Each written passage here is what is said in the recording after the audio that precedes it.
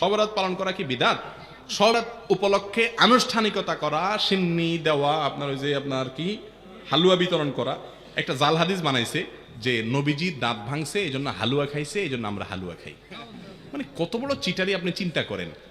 আপনার বাপের কথা কথা ঠ্যাং ভাঙছে এই জন্য উনি একটা ইয়া নিছে, কি বলে এগুলাকে, একটা লাঠি নিছে মনে করেন, লাঠি দিয়ে বেচারা ঠ্যাঙে ঠ্যাঙে হাঁটে, কারণ ঠ্যাং ভেঙে গেছে। এখন আপনি বাপের ছেলে বলতেছেন, উফ আমার বাপের শত্রুর সাথে লড়াই করতে গিয়া ঠ্যাং ভেঙে ফেলছে, অতএব বাপের প্রতি আমি ভালোবাসা প্রকাশ করতে গিয়ে আমার ভালা ঠ্যাঙে আমি একটা লাঠি নিয়ে খোঁড়াইতেছি। বাপে ওই লাঠিটা নিয়ে মাথা দিয়ে মারবে কি পারবে না, যে বেয়াদব তুই তো আমার ভেঙাইতেছিস, ঠিক না? ঠিক। তো যদি নবীজি দাঁত ভাঙিয়া হালুয়া খাইয়া থাকেন, তো আপনিও দাঁতটা ভাঙেন, ভাঙিয়া হালুয়া খান।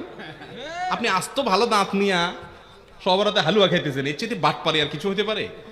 আর ওহুদের যুদ্ধ কি শাবান মাসে হয়েছে? আপনি এটা কোথায় পাইছেন? এগুলা সবগুলা হলো এই হালুয়া ঘুরির জন্য আপনার মাসালা বানাই নেওয়া আর কি।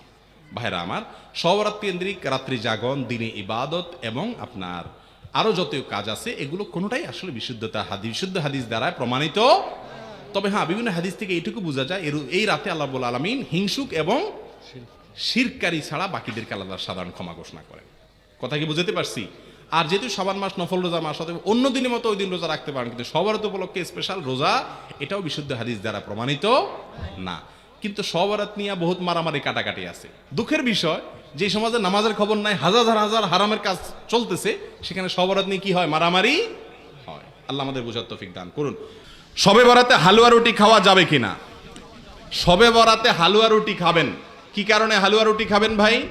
আমাদের দেশে শবে বরাতে হালুয়া রুটি এই জন্য খায়, বলে যে আমাদের নবীজি ওহুদের যুদ্ধে দাঁত ভেঙে গেছে, দাঁত ভাঙার পরে তিনি কি খাইছেন?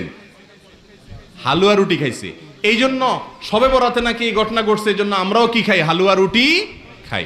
এখন আমার প্রশ্ন হলো, নবীজির দাঁত ভাঙছে ওহুদের ময়দানে, যদিও সেটা শাবান মাসে ভাঙে না, এটা ভুয়া কথা, তারপরও ধরলাম এই মাসে ভাঙছে, তো ওনার দাঁত ভাঙার পর উনি হালুয়া রুটি খাইছে। আপনি আস্তে আস্তে এরকম তাগড়া তাগড়া ভালো দাঁতে আপনি হালুয়া রুটি চাবাইতেছেন, এটা তো নবীজির সাথে তামাশা হলো।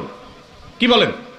একজন বাপ পা ভেঙে গেছে, বেচারা একটা লাঠিতে ভর করে খোলায় খোলায় হাঁটে, আপনার দুইটা একেবারে তাগড়া পাও, সুঠাম পাও, সুস্থ, আপনি একটা লাঠি নিয়ে কি করতেছেন?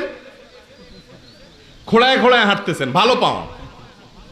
আপনার বাপে দেখে খুশি হয়ে যাবে না যে আমার ছেলে কত ভালোবাসে আমাকে, যে আমি খোঁড়াইতেছি এই জন্য ভালো পাও নিয়ে খোঁড়াইতেছে লাঠি নিয়ে? খুশি হবে না? ধরে জুতা দিয়ে পিটা দিবে, বেয়াদব তুই আমার সাথে ইয়ার কি করতে আইছস? নবীজির দাঁত ভাঙে হালুয়া রুটি খাইছে বুঝলাম, তো আপনি তাগড়া দাঁতে হালুয়া রুটি খাইতেছেন কোন চোখে? তো তামাশা করা নবীজির সাথে, ঠিক না ভাই? ঠিক। এগুলা ভুয়া কাজ, এগুলা করবেন না। শবে বরাত উপলক্ষে হালুয়া রুটি খাওয়া এটা গর্হিত কাজ। পটকা ফুটায় যুবক ছেলে ফেলে, এগুলো গর্হিত কাজ। মহিলাদের কোন ধরনের বোরকা পরা জায়েজ আছে? ভাই, তাদের সৌন্দর্য ঢাকে এরকম বোরকা পরা জায়েজ আছে। যেই বোরকা অনেক চাকচিক্যপূর্ণ, আজকে বের হয়েছে দেখা যায় যে অনেক চাকচিক্যপূর্ণ, এটা পরা জায়েজ নাই। বোরকার উপরে এত কাজ যে ওই কাজ দেখতেই মানুষ বারবার তাকায় যে স্টাইলটা কি, ঠিক না ভাই? ঠিক। এরপরে আসেন কিছু আছে এমন টাইট যে শরীরের অঙ্গ প্রত্যঙ্গ সব প্রকাশ হয়, এই সব বোরকার উপরে আবার আরেকটা বোরকা পড়তে হবে, ওই বোরকার উপরে আরেকটা বোরকা পড়তে হবে। বিধায় এই ধরনের বোরকা পড়লে কি হবে না? পর্দা হবে না। এটা একটা স্টাইল এবং ফ্যাশন হয়ে গেছে আজকাল।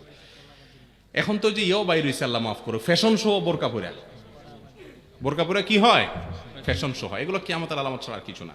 গিবত কয়ভাবে করা যায়?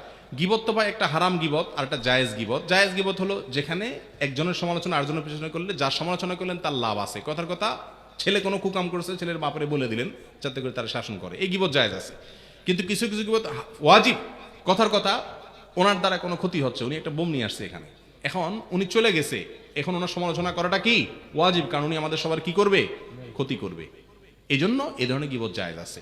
কিন্তু সাধারণ অবস্থাতে কোনো মুসলমানের পিছনে গিবত করা জায়েজ নাই।